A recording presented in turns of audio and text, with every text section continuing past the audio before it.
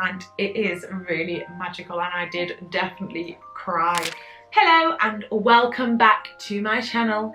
I'm Sarah and this is Sophia, who is now 4 months old, and today we're going to tell you the story of my honeymoon to Disney World. Get a cup of tea or coffee, take a seat and let's get started.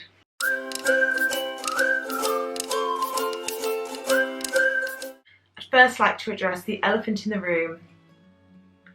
This. I've got the mum bum rocking. I've got my bald spot. I'm okay with it, so you should be okay with it too. So what happens to create this little miracle? Got no makeup on. I really don't care. It's not about that, is it? We went to Disney World for our honeymoon. This was before Sophia, so you haven't been, but me and Joe went to Disney World for our honeymoon. We chose Disney World because I love Disney, always have, always will, Disney for life. And I hadn't been to Disney World since I was a little girl when I went 2 times with my family, and then I went for a day after I worked at an American summer camp. When Joe and I decided to get married, we were obviously speaking about our honeymoon, and Joe said, well, we can go to Disney if you want, knowing that I really loved it and was wanting to go anyway. And that's when I was like, oh, he's the one. I mean, I'd already said yes, but still. Now, when we were looking, I had in my mind that if we were going to Disney World for our honeymoon, we were going to go properly. We were going to splash out, because it's probably the only time we were going to go without children where we could do everything we wanted to do just as adults. And that is what we did. We went to Animal Kingdom Lodge, which was amazing, but I'll get into that later. And it was expensive, but we did save for it. So although it was expensive, we saved really hard for it, and we did get cheap flights, which was a bit of a mistake, but again, I will come to that later in the video. I was so excited to go. I loved the planning and the build up to it. I watched so many Disney vlogs and Disney planning videos, and I love all of those. I love Tim Tracker, I just love it. I love watching Disney vlogs. So I was in my element planning for this. And when you stay at a Disney hotel, I assume it's still the same. You can book fast passes 60 days in advance. So we did that, and also you can book dining reservations, I think 120 days in advance. Again, this was 2 years ago now. So I was booking everything. I had timers on my phone. I remember doing it in my lunch break at work, booking all these fast passes. They came out UK time when it was lunchtime, because then it was morning in America, in Florida. So I had everything ready to go. We flew BA there, which was fine. It was a cheap flight. It wasn't anything fancy. We went to Chicago. No, I remember what we did. We went from Manchester to London, London to Chicago, Chicago to Florida. And it was a really quick change around at London, and I just had this feeling that something was going to go wrong. When we got to our hotel, to Animal Kingdom Lodge, our luggage hadn't arrived.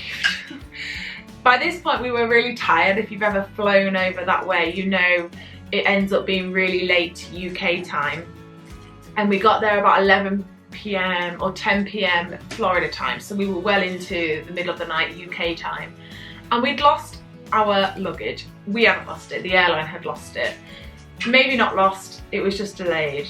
I was so upset. I had no clothes, and the first thing I always want to do when I get on holiday is change out of my travel clothes, because you just feel gross and dirty, don't you? Luckily, I always pack an outfit in my carry-on bag just in case, and this is why, this is a tip. Pack a spare outfit, and if you're going somewhere hot, a bikini or a swimsuit in your carry-on bag, so that you've definitely got an outfit to have. Luckily, I had done that. That was one thing. They said they'd give us some money to buy new clothes, so they gave us $250, which was amazing. They put it onto our magic bands, and I thought that was really generous of them. And they also gave us taxi vouchers so we could go to Walmart to get some things as well. So that was great. Then we went to our room, and I was so excited because I'd watched so many room tours, and I thought, woo, we're staying at Animal Kingdom Lodge. We didn't manage to get a Savannah view, but that was okay. They said we had a garden view, I think it was called. And I thought, oh, okay, let's see. Anyway, it was on the ground floor and we got in and it was a family room, which meant there was bunk beds and just a normal double bed. And when you looked out, it was onto a big bush. That's all you could see.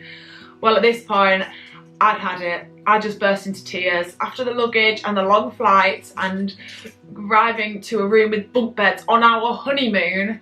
I just was like, oh, this is our honeymoon. This is not what I wanted. I'm really bad at setting expectations, and then things like this happen and I go to pot. So Joe, being amazing and not scared of anything, went straight back to the concierge's desk and explained what had happened. He told me afterwards that when he went, there was a big queue and he wasn't getting seen, and he could see that there was someone who looked official and important, and he thought that's the manager. He'd always had the idea that if you speak to the manager you get things done more. Anyway, he spoke to the manager and lo and behold, we got a room upgrade. Not really an upgrade, but we got a better room. It was on the 4th floor with a lovely pool view, and it was actually a disabled access room, which worked out really well because it meant it was really big and the bathroom was enormous, and it had the biggest bed, what we would call, I think we'd call it a king bed in the UK. I think it was called a queen bed there, I'm not sure, but it was the biggest of all the beds. Yeah, we loved it and the room was amazing. I did film some, but it was on my phone. If I can find any of the footage, I'll try and insert a little bit, but it won't be very good quality because it was on an older iPhone. This is the outside of our new room. Come in, we've got the bathroom. It's got Mickey's on the curtains. Apparently it's like a disabled access room, but that just means we've got more space. We've got a wardrobe here with a safe in it. And this is the main bit. It's a bed. A massive bed. Got nice African art. All the wood is like African.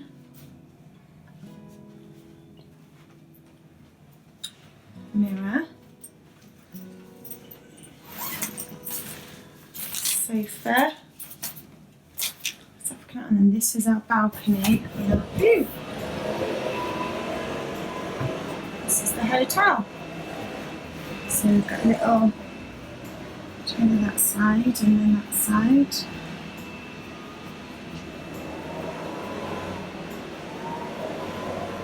And the next day I was in my spare outfit that I packed, and we decided we'd go to Magic Kingdom anyway and have a great time. We saw Happy Ever After, which was amazing. The first time we saw it was raining, so again I was really disappointed after the day we'd had the day before travelling and still adjusting to the time, and then it rained and we had a rubbish view, and I was like, this isn't as magical as I thought it would be. But we did see it later on and it is really magical, and I did definitely cry. We also went to Universal to see Harry Potter World, mainly because I'm a huge Harry Potter fan. Harry Potter World is amazing. We didn't get to go on a new Hagrid ride because it wasn't open then. Oh, but we did go to Volcano Bay, which was still fairly new at the time. And Volcano Bay is amazing. They do a wristband thing where you have a wristband and rather than queuing up, you join a virtual queue, which was quite good because it meant that if you were joining a queue for a 2-hour wait, then you could go off and do other things. You can't go on other slides. Some of them have no queue time. You can just walk up and do it, but those tend to be the smaller ones. But there was pools and different things, or you could decide to have your lunch. I think we did that. There was one that was a roller coaster, a water coaster, and it was really awesome, but it had one of the longest queue times, so we went to get lunch in between and that worked out well. So I would highly recommend going to Volcano Bay, especially if you like water parks. Let me talk a little bit more about Animal Kingdom Lodge Hotel because it is amazing. So it has 2 hotels to it. We stayed in Jambo House, which is kind of, I think that's like the main hotel. But they both have savannas with amazing animals like giraffes, wildebeest, zebras. Just so amazing. Just walk out and to see these animals. It was just magical. Truly an amazing hotel. The theming was exceptional. Every inch of it was themed, but it's not tacky theming, it's not in your face what you might, some people might think Disney is. It's really, really beautiful. And you do feel like you're in Africa.